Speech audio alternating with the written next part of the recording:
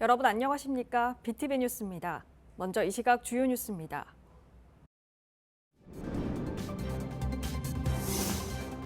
부산시의회가 제9대 후반기 첫 회기를 시작했습니다. 주요 일정을 취재했습니다.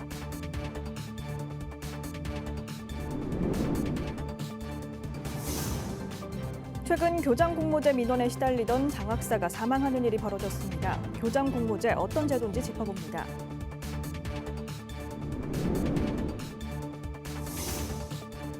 부산 지역 하반기에도 미분양 증가가 우려됩니다. 상반기보다 더 많은 분양이 기다리고 있습니다.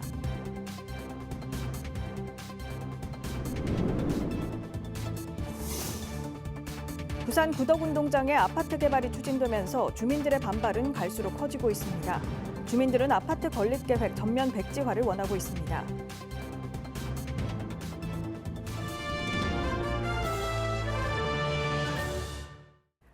제9대 부산시의회가 후반기 첫 회기를 시작했습니다. 이번 회기에선 예산결산특별위원을 선임하고 30여 건의 안건 처리와 업무 보고 그리고 시정 질문도 있습니다. 보도에 김석진 기자입니다. 제9대 부산시의회가 후반기 첫 임시회를 열었습니다. 전반기에 이어 후반기를 이끌 안성민 의장은 시민소통과 화합, 의원들의 역량을 높일 수 있는 의회로 만들겠다는 각오를 밝혔습니다. 이어 의회는 3기 예산결산특별위원 13명을 선임했습니다.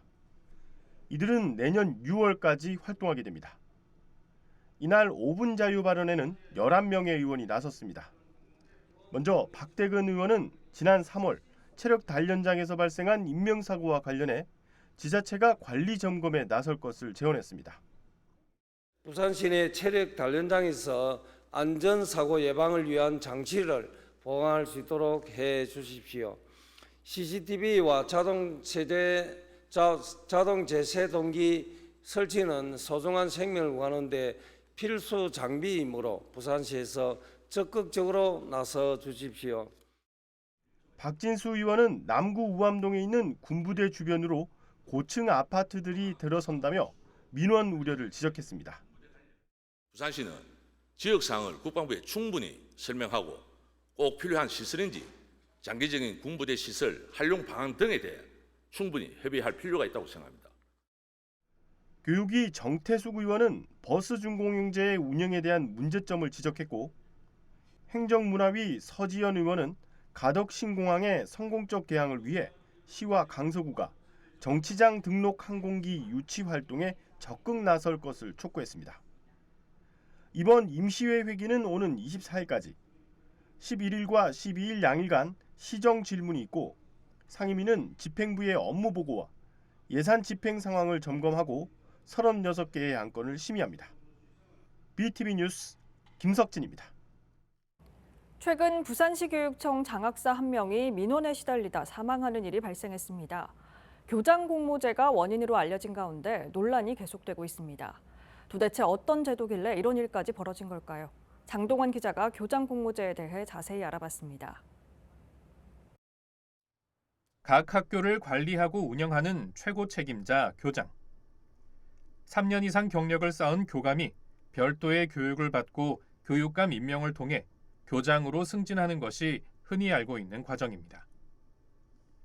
부산에선 2007년부터 자율형 공립학교를 비롯한 일부 학교에서 교장 공모제를 시행하고 있습니다.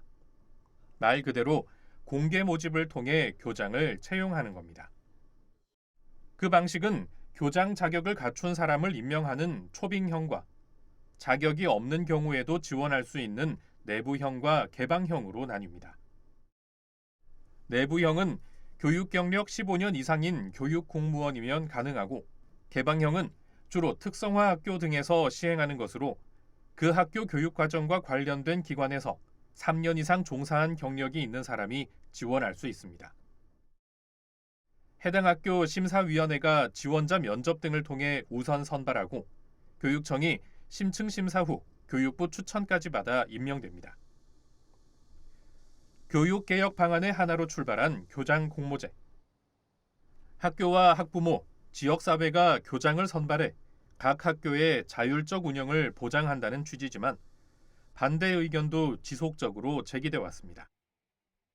학교 책임자란 중책을 무자격자에게 맡긴다는 비판서부터 공모제로 임명된 교장 대부분이 전교조 출신이란 논란, 일반 교사들의 진급 기회를 박탈한다는 의견도 이어졌습니다. 교총 회장 시절부터 교장 공모제를 비판해온 하윤수 교육감은 교육감 취임과 함께 부산형 혁신학교와 교장 공모제 재검토를 추진해온 바 있습니다. 그 취지와 달리 논란이 끊이지 않고 있는 교장 공모제. 급기야 최근엔 공모제 지정을 원하는 학교와 이를 지정하지 않은 교육청과의 마찰이 빚어지며 40대 장학사가 사망하는 일까지 발생했습니다. BTV 뉴스 장동원입니다. 올해 부산 지역 상반기 분양시장은 낙제점 수준이었다는 보도했었는데요. 그럼 하반기 전망은 어떨까요? 하반기에는 더 많은 분양이 기다리고 있습니다. 미분양 증가가 우려됩니다. 김윤정 기자가 취재했습니다. 부산 지역 상반기 분양 시장에 찬바람이 불었다면 하반기 상황은 더 심각합니다. 하반기 분양 예정 물량이 최소 13,000여 세대에 이르기 때문입니다. 이는 부산 분양 물량의 대부분이 대단지 재개발 재건축의 일반 분양이 계획된 영향입니다. 여기다 하반기 신규 아파트 입주 물량만 9,000여 세대에 달해 미분양이 증가할 것이란 우려입니다. 네, 하반기에는 이제 부산에서 9,000여 세대 정도가 지금 입주를 앞두고 있는 상황인데요. 특히 이제 9월 달에 동래구에서 4,000여 세대 대단지 아파트가 입주를 하기 때문에 이제 가을 이사철까지는 이제 집값 자체가 회복이 되기는 이제 좀 어려울 것으로 이제 보여집니다. 게다가 시행사들이 물가 상승 등을 이유로 고분양가를 고집하고 있는 점도 미분양 우려를 키우고 있습니다. 지난해 7월 해운대구 우동에 위치한 분양 아파트의 경우 평균 분양가가 3천만 원대로 치솟았습니다. 하반기에도 분양가 상승은 계속될 전망입니다. 이에 따라 전문가들은 내 집 마련을 하려는 실수요자들의 경우 착한 분양가 아파트를 고르거나 일반 아파트로 눈을 돌린다면 내 집 마련 기회를 잡을 수 있을 것으로 내다봤습니다. 이제 내 집 마련 시기를 이제 내년이나 내후년으로 이제 미루는 것보다는 지금과 같이 이렇게 이제 바닥인 시점에서 원하는 지역에 좋은 가격으로 매수를 할 수 있는 지금이 오히려 이제 내 집 마련하기에는 더 좋을 것으로 이제 예상이 되고요. 분양 아파트하고 이제 일반 아파트하고 이제 비교를 한다라고 하면은 분양 아파트에 대한 이제 가격 부담이 있다라고 하면은 그동안 2년 동안 가격이 하락을 했었던 일반 아파트를 이제 중심으로 해서 내 집 마련을 이제 하는 것이 더 좋을 것 같습니다. 분양 시장 내 위축된 분위기가 쌓인다면 연말 분양 예정 물량이 다수 이월되는 사례도 적지 않을 것으로 보입니다. BTV 뉴스 김윤정입니다. 부산 구덕운동장에 아파트 개발이 추진되면서 주민들의 반발은 갈수록 커지고 있는데요. 부산시가 여론을 의식했는지 주민들을 대상으로 설명회를 열었지만 주민들은 아파트 건립계획 전면 백지화를 원하고 있습니다. 박철우 기자입니다. 부산 서구청 구덕운동장 재개발 관련 주민 설명회장. 설명회 시작부터 주민들의 거센 반발이 이어집니다. 구덕운동장 부지 아파트 건립계획 전면 백지화 목소리입니다.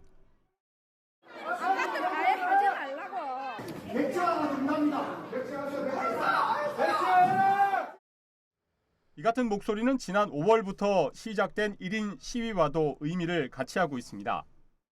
재개발을 반대하는 게 아니고 아파트 건설을 반대하는 거기 때문에 아파트를 짓지 않는 선에서 투명하고 공정하게 공청회를 주민들과 해서 올바르게 구덕운동장이 재개발됐으면 하는 바람입니다. 아파트 건립 반대 서명을 한 주민은 18,000명을 넘어섰습니다. 굳이 여기를 또 줄여가면서 아파트를 건립하는 거는 서구 주민 중에 아무도 찬성할 사람은 없다고 생각합니다. 저는. 부산시는 구덕운동장 부지에 15,000석 규모의 전용 축구장과 높이 49층 아파트 850가구, 오피스텔 70실을 짓는 계획안을 공개했습니다. 사업비는 부지 3분의 1에 해당하는 21,000제곱미터를 아파트 토로 매각해 충당한다는 계획. 하지만 주민들은 110억 원을 들여 만든 지 5년도 채 안 된 구덕 체육공원을 없애고 아파트를 짓는 것은 공공재의 사유화라고 목소리를 높이고 있습니다. 역사 전통이 있는 데 아닙니까? 우동운동장이 밀어부르고 아파트를 짓는다. 그렇지 않아도 아파트 천재라 아파트 짓는 걸 반대합니다. 여기 체육센터에 많이 다니거든요. 그런데 그걸 없애고 아파트를 짓는다? 그건 아닌 것 같아요. 부산시는 도시재생 혁신지구 사업을 통해 자금을 확보할 예정이며 논란이 되고 있는 아파트 층수와 세대수는 확정된 게 아니라고 밝혔습니다. 주민 의견을 반영하겠다는 말도 덧붙였습니다. 필요하다면 재정 투입을 더 늘리는 부분도 검토할 수 있습니다. 그런 부분을 통해 가지고 주민들이 너무 공동주택 규모가 크다, 줄여야 된다고 한 것이 다수 의견으로 반영이 된다면 저희는 조정할 수 있습니다. 하지만 공공성이 우선시 돼야 할 부지에 아파트를 건립하겠다는 계획은 시민사회단체는 곱지 않은 시선으로 바라보고 있습니다. 주민들의 의견 수렴이 당연히 필요한 부분입니다. 근데 그 두 개 다 충족하지 못했어요. 근데 거기다가 시의회의 의견을 들어야 되는 절차와 과정도 또 거치지 않았지 않습니까? 공론부터 다시 시작해야 될 거라고 여겨집니다. 한편 구덕운동장 아파트 건립 반대 주민협의회는 이번 달 공청회를 열어 주민들의 의견을 부산시에 전달할 예정입니다. BTV 뉴스 박철우입니다.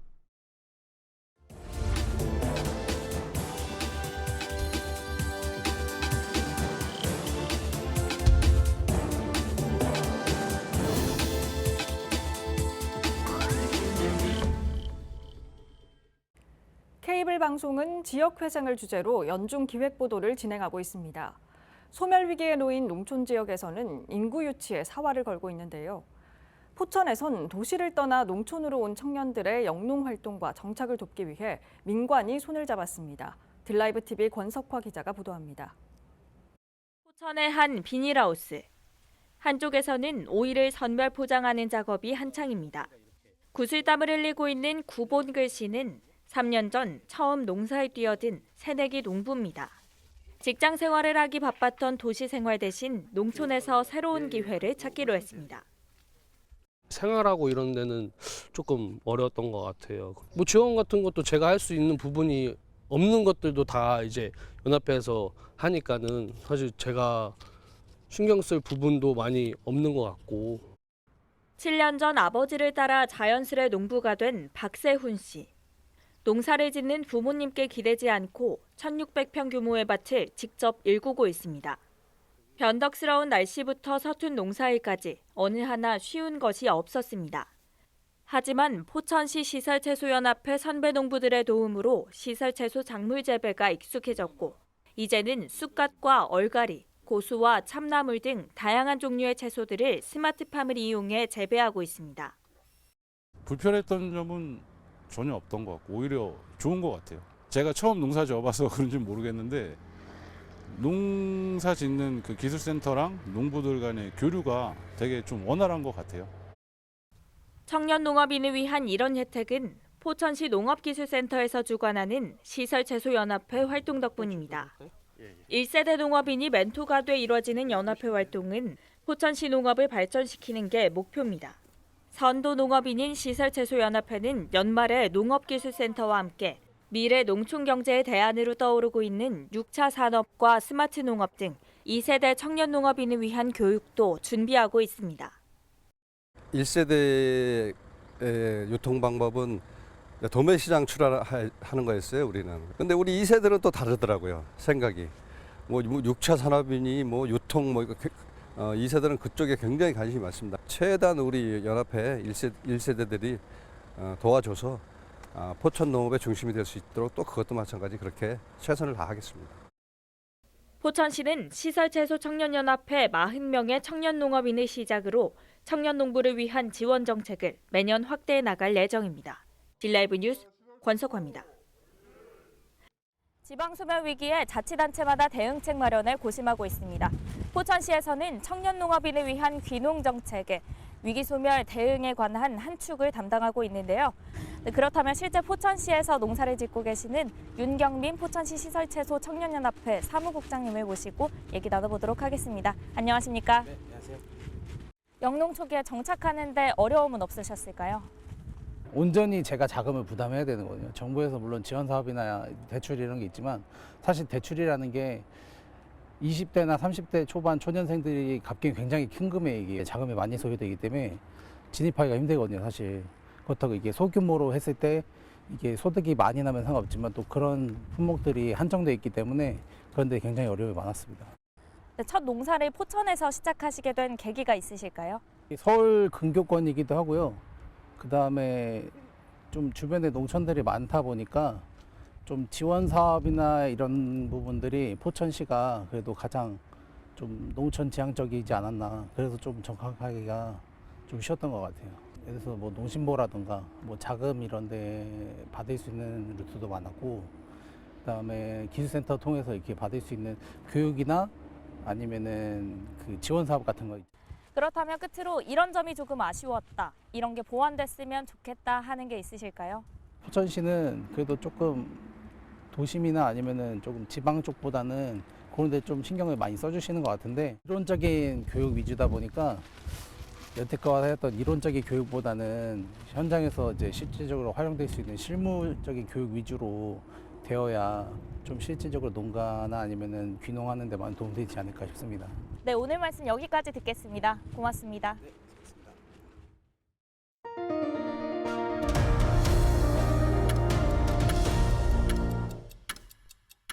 올해 19회째를 맞은 부산 국제 어린이 청소년 영화제 빅키가 10일 개막했습니다.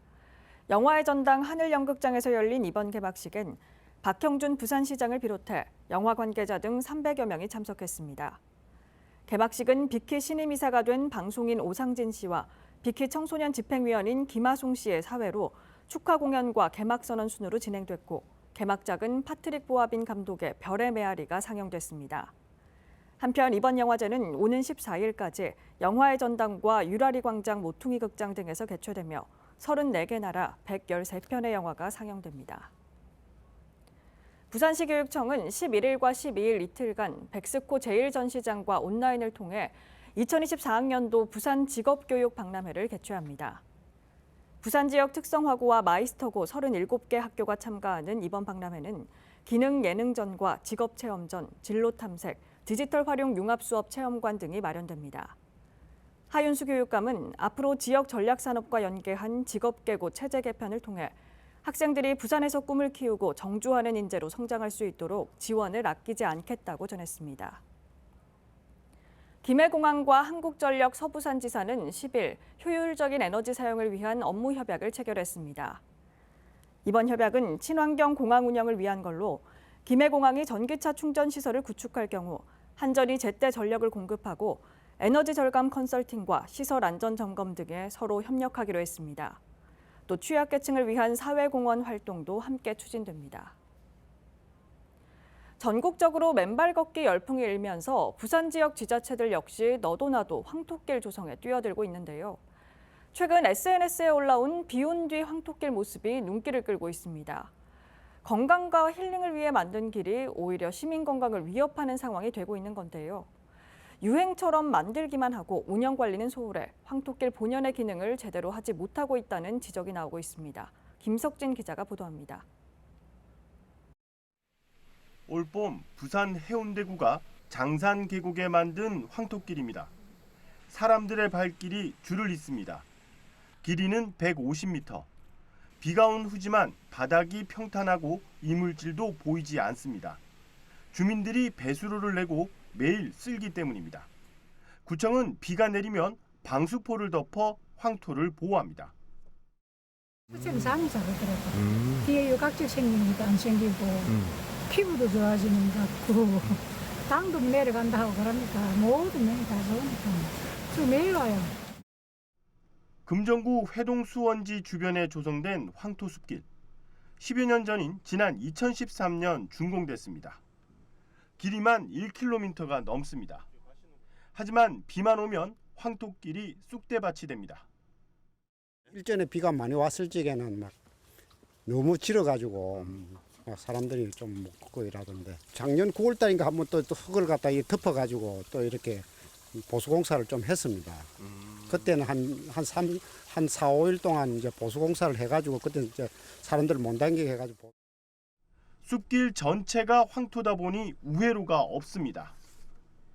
빗물을 머금은 질퍽한 황토길은 맨발이나 신발이나 곤혹스럽긴 마찬가지입니다. 비가 오고 난 뒤 황토길은 매우 미끄럽기 때문에 특히 이 같은 경사로를 내려올 땐 더욱 주의해야 합니다. 구청은 바닥에 미끄럼 방지 매트를 깔았지만 진흙에 덮여 더욱 미끄러워 보입니다. 여기에 더해 이물질도 문제입니다.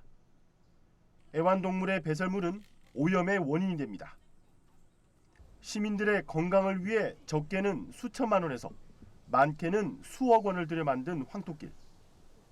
관리가 부실하면 시민의 건강을 해칠 수도 있습니다. BTV 뉴스 김석진입니다.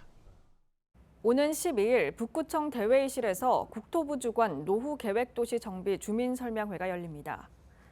이번 설명회는 화명 이지구와 만덕, 금곡 일대 주민을 대상으로 국토부와 국토연구원, LH가 관련 법령과 정비사업 기본 방침을 설명하고 주민 의견을 청취합니다.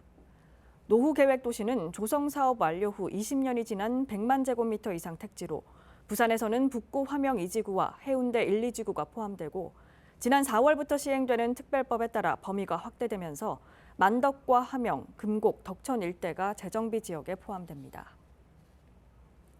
하나님의 교회 직장인 청년봉사단 250여 명은 지난 7일 부산 송도해수욕장과 남구 이기대공원, 부산시청 녹음광장 3곳에서 환경정화 활동을 벌였습니다.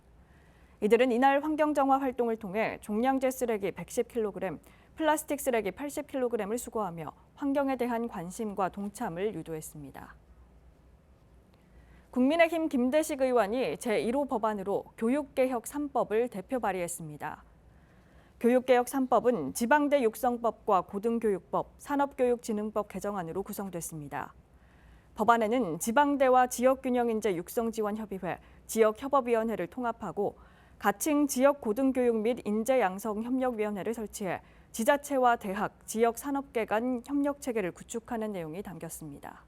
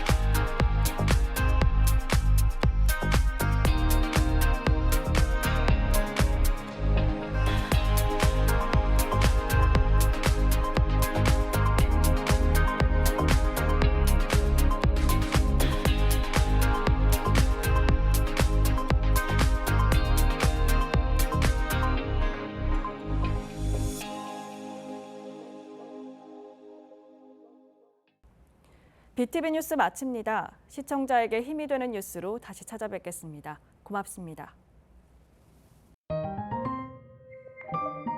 채널 BTV